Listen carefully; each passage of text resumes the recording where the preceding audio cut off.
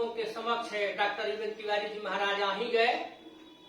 तो इस समय थोड़ा सा रुक जाइए, इसको हम पहले खत्म लेक्चर के साथ। अब इसमें हम लोग हिमांक का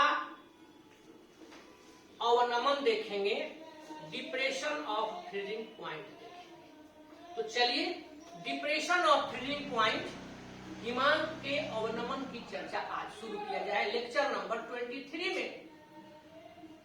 तो पिछले क्लास में हमने कहा था कि हिमांक का अवनमन तो हम बताएंगे, आप लोग बताइए हिमांक किसको कहते हैं, आप लोग बताइए कि फ्रीजिंग पॉइंट किसको कहते हैं।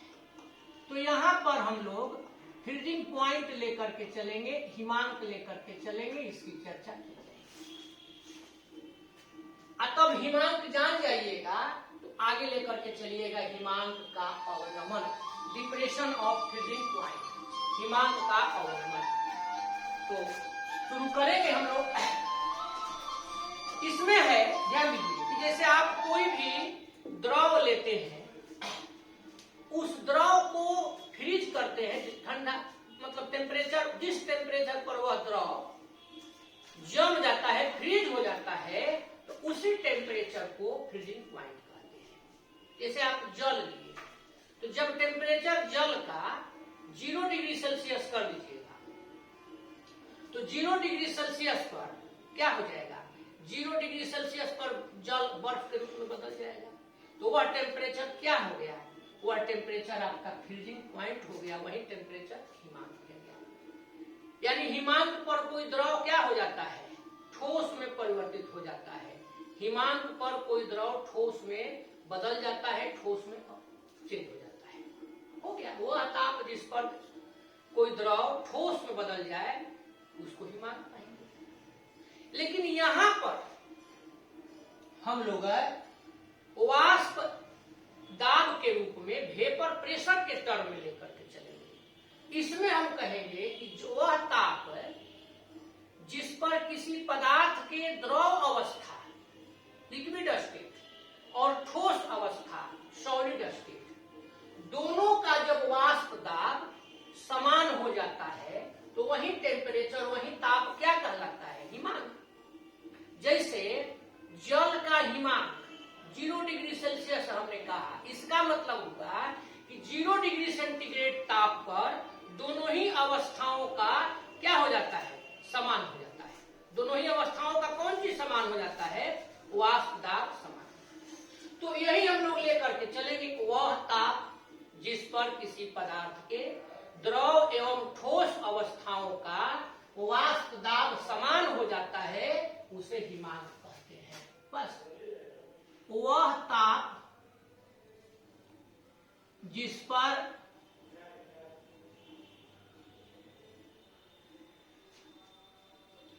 किसी पदार्थ के द्रव एवं ठोस अवस्थाओं का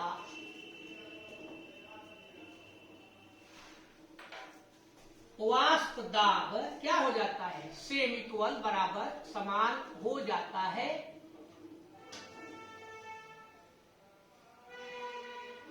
उसे हिमांक कहते हैं। उसी को हम लोग हिमांक नाम देते हैं। अतः हिमांक पर यानी इस ताप पर कोई द्रव ठोस में परिवर्तित हो जाता है, ठोस में परिणत हो जाता है। तो इस प्रकार से हम लोग देख लिए, समझने के लिए दे देते हैं केवल एगो शुद्ध जल, चाहे जल ही कहिए, जल का हिमांक यहां पर हम लोग ले ले, कितना होता है, 0 डिग्री सेल्सियस 273 केल्विन, चाहे 273.15। तो ये हो गया, हम लोग हिमांक देख लिए। लेकिन हम लोगों को देखना क्या है, हिमांक का अवनमन। तो चलिए आगे बढ़ते हैं। अब यहां पर हम लोग ले लें हिमांक का अवनमन, अंग्रेजी हो जाएगा डिप्रेशन ऑफ फ्रीजिंग पॉइंट। बस इसी को समझा जाए। तो बच्चों, जब किसी अवाष्पशील, आपने पढ़ा है, आजकल हम लोग अवाष्पशील पर बहुत खुश हो गए हैं। जब चर्चा करते हैं तो अवाष्पशील विलेय का करते हैं। जब किसी अवाष्पशील विलेय को शुद्ध विलायक के साथ मिलाया जाता है तो उस स्थिति में आप क्या पाएंगे, ये बताइए तो, कि विलयन का क्वथनांक क्या होता था, पढ़े थे, बढ़ जाता था। हिमांक क्या होगा? तो जब क्वथनांक बढ़ जाता था तो ऑलरेडी आप लोग अपनों से कह सकते हैं कि हिमांक कम हो जाएगा। तो वही जो कमी हुई, तो उसी कमी को हम लोग कहते हैं हिमांक का अवनमन। अवाष्पशील विलेय को शुद्ध विलायक के साथ घोलने पर विलयन का हिमांक कम हो जाता है, जिसे हिमांक का अवनमन कहते हैं। यानी कि किसी विलयन का हिमांक, कोई भी विलयन लेते हैं, किसी विलयन का हिमांक शुद्ध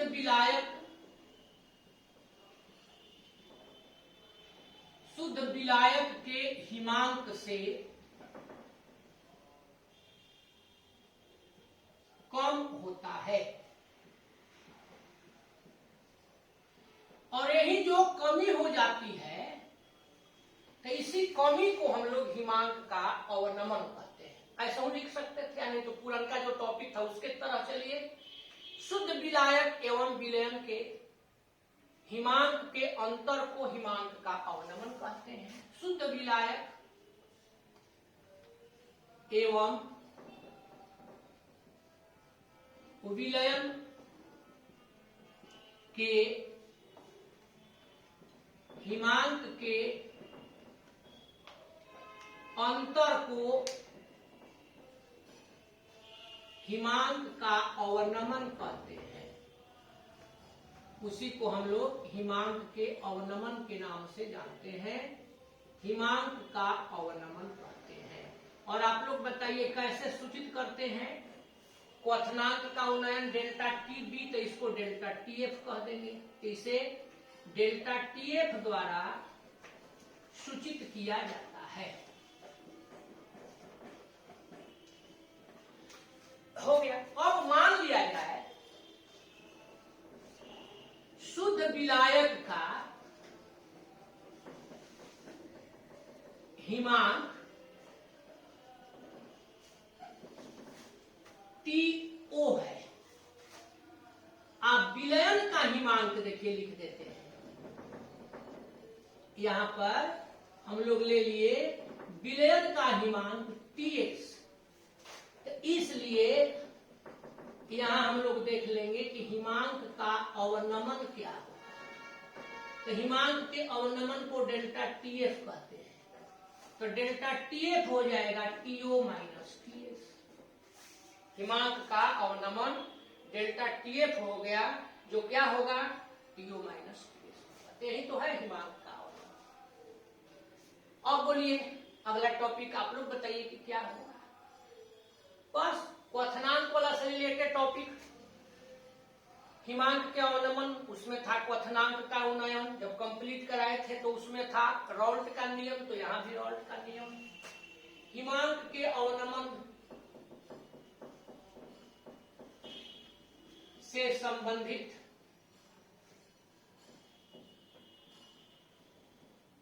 यहां पर हम लोग रॉल्ट के नियम की चर्चा करें। रॉल्ट का नियम,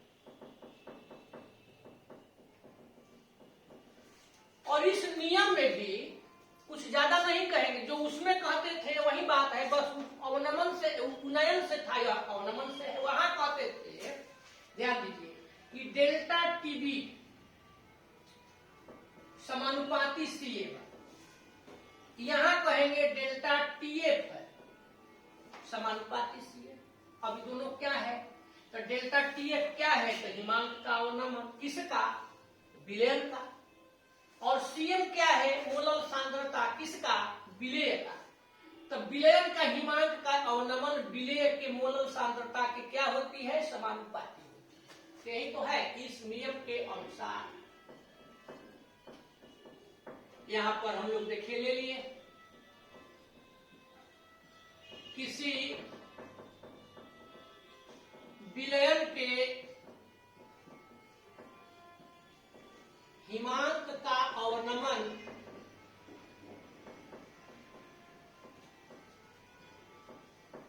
उसमें उपस्थित विलेय के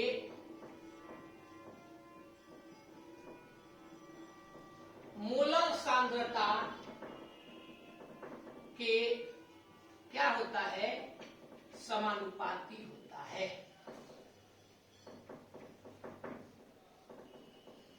अर्थात अब आप इसको लिख दिए,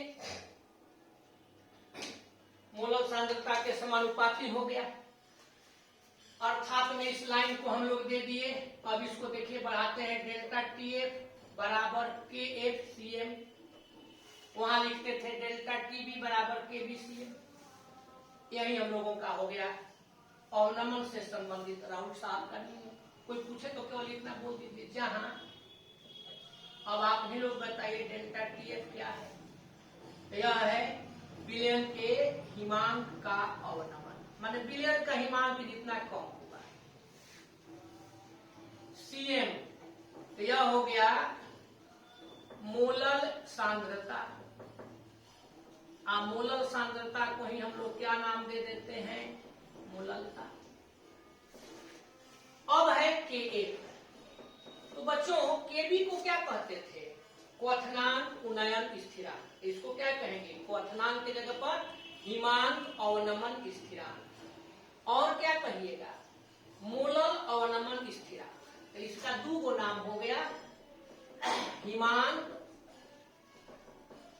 अवनमन स्थिरांक या मोलल अवनमन स्थिरांक।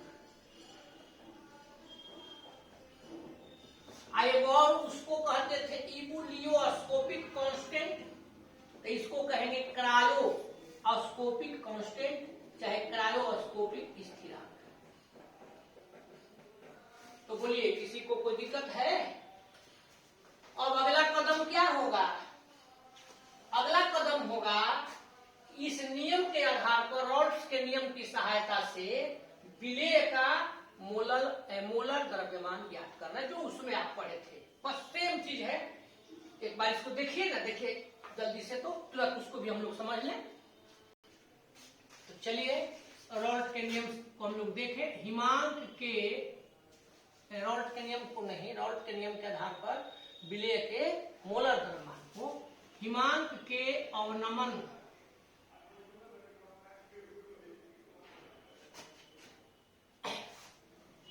से के आधार पर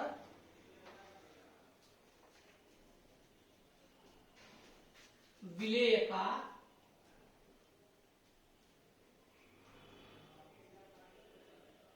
मोलर द्रव्यमान ज्ञात करना, मोलर द्रव्यमान निर्धारित करना, यही हम लोग लेकर इसमें रॉल्ट के नियम की सहायता ली जाती है। तो देखिए रॉल्ट का नियम अभी जस्ट आप पढ़े हैं कि के एफ बराबर डेल्टा टी एफ बराबर ना, डेल्टा टी एफ बराबर के एफ इंटू सी। बस अब करना कुछ नहीं है, सीएम का जो वैल्यू है इस वैल्यू को रख देना है। सीएम क्या है, मोललता, मोलल सांद्रता। तो इसको आप जानते ही हैं, इसका रख दें, मान जो भी आता है फॉर्मूला बन जाएगा, उसी से आगे बढ़ेंगे। तो इसको निकालिए। हम जानते हैं कि,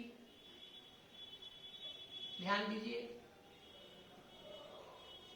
मोललता चाहे मोलल सांद्रता बराबर क्या होता है, विलेय का दिया गया द्रव्यमान। यहां पर हम लोग ले लिए विलेय का दिया गया द्रव्यमान गुणे 1000 उसके बाद नीचे हो गया विलेय का मोलर द्रव्यमान, अब विलायक का भार चाहे विलायक का द्रव्यमान, और यह हो जाएगा, याद रखना होगा। यही ना पढ़े हैं आप इसी चैप्टर में शुरुआत के। अब मोलरता को स्मॉल एम से लिखते हैं, चाहे इसी को हम लोग सीएम से सूचित कर दिए, मोलर सांद्रता। विलेय का दिया गया द्रव्यमान ए मान लीजिए, तो ए गुणे 1000। मोलर द्रव्यमान को एम मान दीजिए, विलायक के द्रव्यमान को बी मान दीजिए। यही आपने सीएम का फॉर्मूला निकाल दिया राउल्ट के नियम से।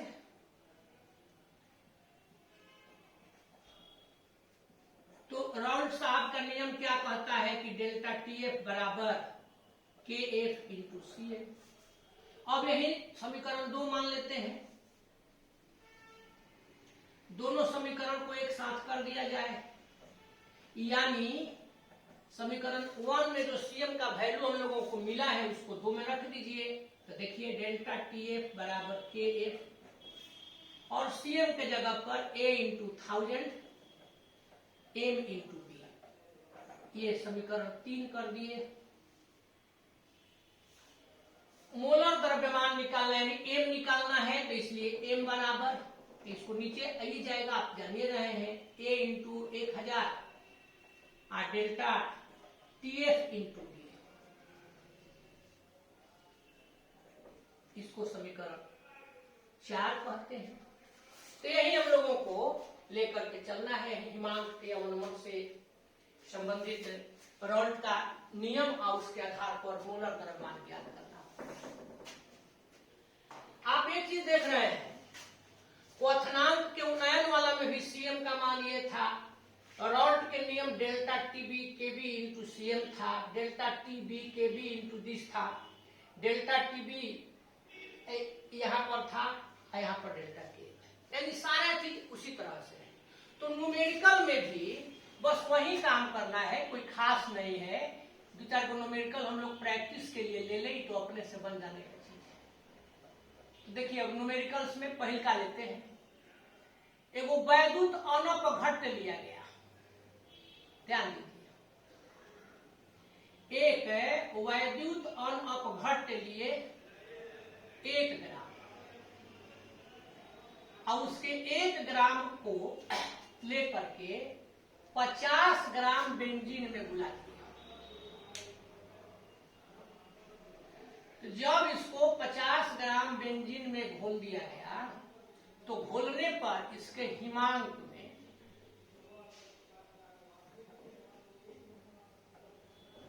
0.40 केल्विन की कमी हो जाती है।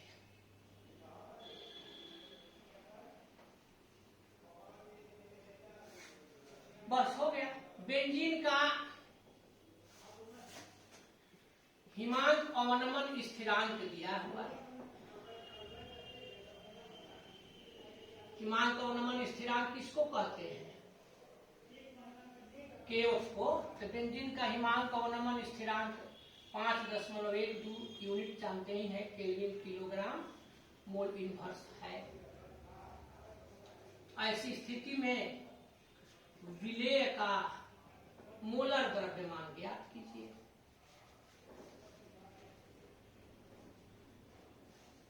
यही तो काम रह गया है, बोलिए बनेगा।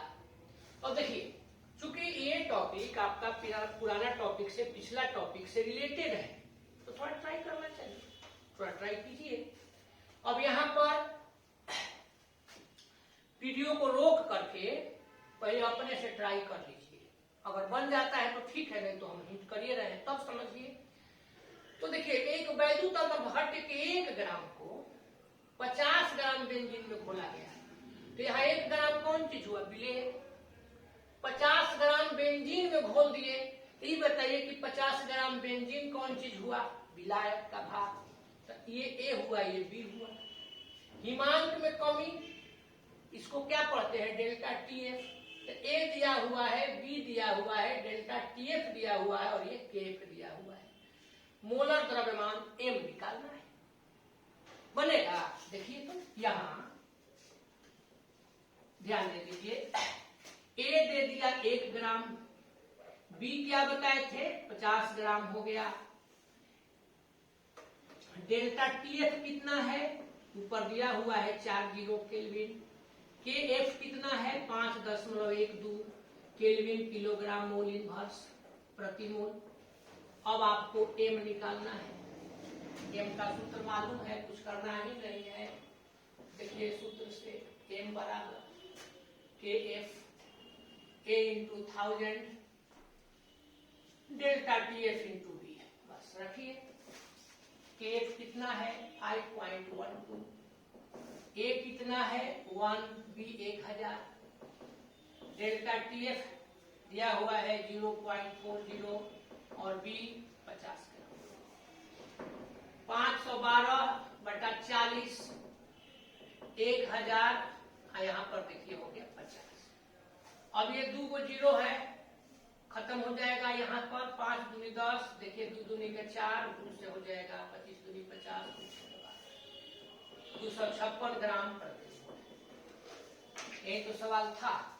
इसी प्रकार से आगे भी हम लोगों को चलना है। तो चलिए अगले सवाल को देखते हैं।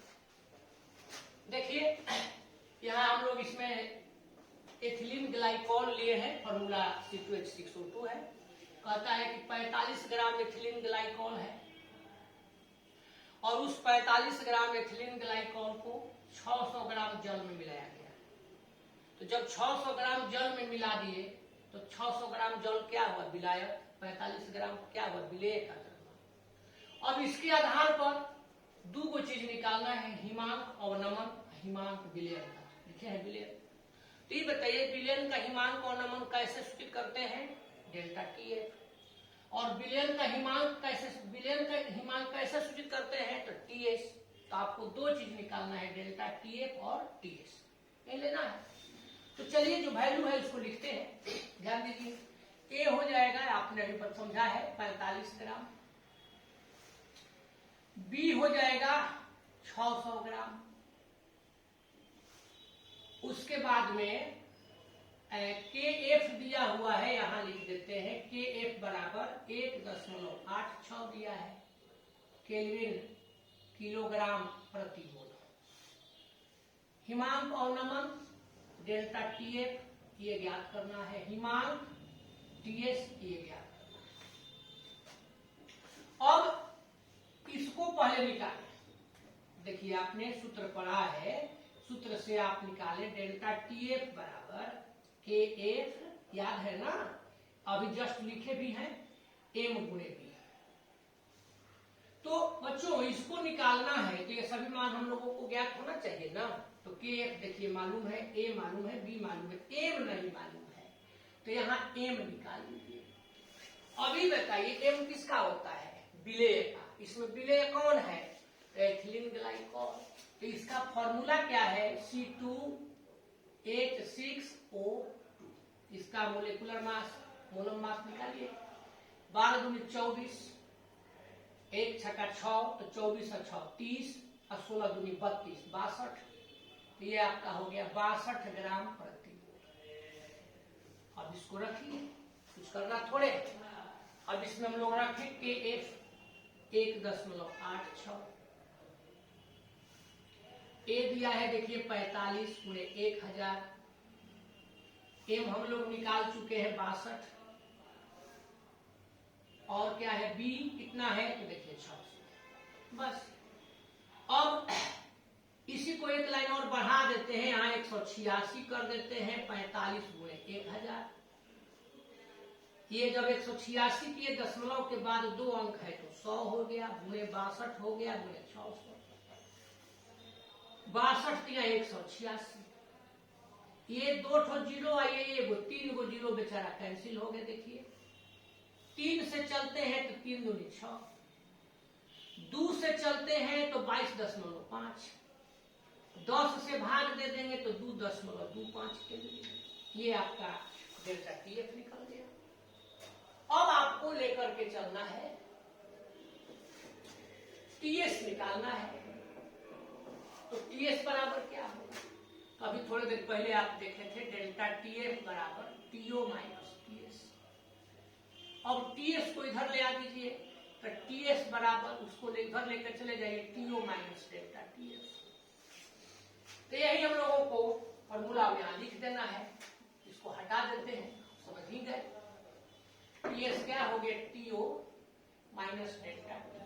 अब यहाँ पर टीओ पता रहेगा तब ना डेल्टा टीएस को निकाले हैं। तो बच्चों यहाँ हम लोग विलायक लिए हैं जल, तो विलायक का हिमांक यानी टीओ कितना होता है, तो विलायक का हिमांक 0 डिग्री सेल्सियस। केल्विन में बदल दीजिए तो 273 केल्विन चाहे 273.15। तो अब इसमें से 273.15 में से आप 2.25 को हटा दीजिए, तो ये 5 माइनस 5 0, 11 माइनस 2 हो जाएगा 9, ये 270 इतना ये आ गया। आप देख ही रहे हैं इस तरह से सवाल बन जा रहा है। अब इसको आप समझिए गए, एक सवाल और बनाते हैं। देखिए एस्कॉर्बिक अम्ल लिया गया, वो क्या है, विटामिन सी, उसमें C6H8O6 इसका अम्ल सूत्र के रूप में ले लिया गया। तो कहता है कि एस्कॉर्बिक अम्ल के उस द्रव्यमान का परिकलन कीजिए जिसे 75 ग्राम एसिटिक अम्ल में घोलने पर हिमांक में 1.5 डिग्री सी की कमी हो जाए। मतलब क्या हुआ कि एस्कॉर्बिक अम्ल कितना लेकर के 75 ग्राम एसिटिक अम्ल में घोलिएगा। एस्कॉर्बिक अम्ल विलेय हुआ और एसिटिक अम्ल विलायक हुआ। विलायक का भार दिया हुआ है द्रव्यमान कितना, 75 ग्राम, विलेय यानी ए निकालना है। तो यहाँ बी का मान दिया हुआ है 75 ग्राम, ए आपको निकालना है। अब कहता है हिमांक में 1.5 डिग्री सेल्सियस की कमी हो जाए, तो 1.5 डिग्री सेल्सियस हो गया डेल्टा टी, 1.5 डिग्री सी। और आप लोग भी पिछला टॉपिक में समझाए थे कि जब ये अंतर है तो डिग्री सी में लिखा है तो इसको केल्विन में उतना ही कर देंगे। और उसमें कहे थे, ध्यान दीजिए, अभी भी अगर आपसे कोई पूछता है कि इतना डिग्री सेल्सियस बराबर कितना केल्विन, तो 273 जोड़िएगा। लेकिन चूंकि ऑलरेडी और टीओ और टीएस का अंतर है तो इसलिए इतना बराबर यह लिख सकते हैं। समझ में आता है? जैसे सपोज कीजिए कहता है कि टीओ 20 डिग्री सेल्सियस है और टीएस 10 डिग्री सेल्सियस है। अब आपको निकालना है डेल्टा टीएफ, तो ये हो जाएगा 20 घटाओ 10 बराबर 10 डिग्री सेल्सियस। अब अगर इसको केल्विन में बदलते हैं तो देखिए टीओ हो जाएगा 273 प्लस 20 293 केल्विन, और टीएस हो जाएगा 273 प्लस 10 283 केल्विन। तो डेल्टा टीएफ कितना हो जाएगा, 293 में से 283 घटा दीजिए 10 केल्विन। ये 10 डिग्री सी था, ये 10 केल्विन हो गया। इसी प्रकार से अगर डेल्टा टीएफ अंतर डिग्री सी में हो तो डिग्री सी में होगा तो उसको केल्विन में लिख सकते हैं उतना ही, या केल्विन में है अगर कहीं जरूरत है तो डिग्री सी उतना ही लिख देंगे। क्लियर हुआ? तो इसको लिख दिए। अब केएफ दिया हुआ है तो केएफ का वैल्यू ले लेते हैं 3.9 केल्विन किलोग्राम पर मोल। अब आपको केवल एगो एम निकाल देना है। एम क्या होता है, विलेय का मोलर द्रव्यमान। ये हो जाएगा C6H8O6, 12 छक्के 72, 1 से 8 में तो 8, 16 छक्का 96, 8 और 10 और 6 16 के 6 हासिल 1 7 8 और 9 17, 176 ग्राम प्रति मोल। बस अब करना क्या है, ए का वैल्यू आपको खुद से ज्ञात करना है। तो बस फॉर्मूला लेकर के चलिए, क्या कोई दिक्कत है। डेल्टा टीएफ के F A into 1000 M into B. बहुत अच्छा। अब ए निकाल दीजिए, देखिए ये ऊपर चला जाएगा, नीचे वाला ये एक साथ नीचे आ जाएगा। तो delta TF M into B, यहां हो जाएगा के एफ इंटू 1000। अब डेल्टा टीएफ कितना है तो 1.5, एम कितना है 176, बी कितना है 75, केएफ कितना है 3.9 इंटू 1000। ये दोनों का डेसिमल हट जाएगा आगे चल करके। इसको देखिए 25 से तो 25 4 जा 100 और 0 25 3 जा 4 से चलते हैं तो 4 10 जा ये 44 हो जाएगा। 2 से चलते हैं 2 5 जा ये 2 से 22। अब लेकर के चलते हैं 3 से तो ये हो जाएगा 1.3 ये हो जाएगा 0.5 ये कट जाएगा तो 0.1 ये आपका 66 हो जाएगा तो ये हो जाएगा 66 ये हो जाएगा 30 ये हो जाएगा 6.6 ये 1.3 कैलकुलेट कर दिए। इसको कैलकुलेशन करिए अब तो 13 5 65 के 5 एक बच गया दशमलव करके नहीं जाएगा तो 0 10 हो गया एगो 0 बढ़ा दिए 100 13 7 91 13 8 नहीं जाएगा तो 7 बच गया। इतना तो हुआ एस्कॉर्बिक अम्ल का। कोई दिक्कत इतना तक में? अब जरा ध्यान दीजिए आपका ये हिमांक का अवनमन टॉपिक कंप्लीट हुआ। बच्चों विलयन के अनुसंख्य गुण धर्म कितने बताए थे? मुख्य रूप से 4। तो 4 में आपने 4 में आपने कितना पढ़ लिया? 4 था 4 में कितना पढ़ लिए? 3। अब 3 आपका कंप्लीट हो गया। देखिए 4 का उंगली है कि इसको बंद कर दिए, इसको बंद कर दिए। 3 पढ़ लिए अब कितना बच गया? 1। 3 पढ़ लिया अब कितना बच गया? 1। यानी आपके पास था 1 2 का 4 अब क्या हो गया? 4 2 का 1। तो लास्ट टॉपिक होगा इसका विलयन के अनुसंख्य गुणधर्म का कौन चीज? ओस्मोटिक प्रेशर, परिसारक दाब, परासरणी दाब। तो इसको हम लोग नेक्स्ट क्लास में देखें, नेक्स्ट वीडियो में देखें। तो इसको खूब बढ़िया से तैयार करके अगले वीडियो के इंतजार में आप रहिए। तो चलिए आप लोगों ने इतना समय हमारे साथ व्यतीत किया इसके लिए आप लोगों को बहुत बहुत